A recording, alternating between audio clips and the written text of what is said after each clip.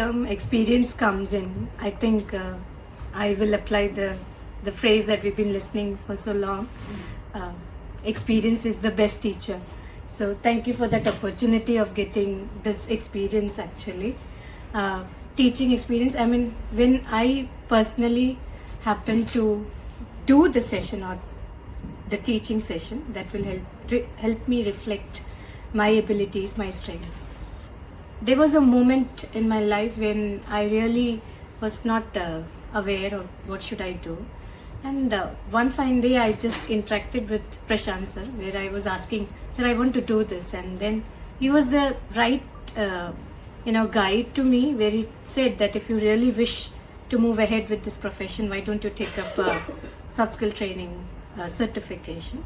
And that moment I didn't realize that, but of course yes, with certain scenarios that have happened experiencing, then I thought yes, I should take up this, and I think that was the best decision in my life.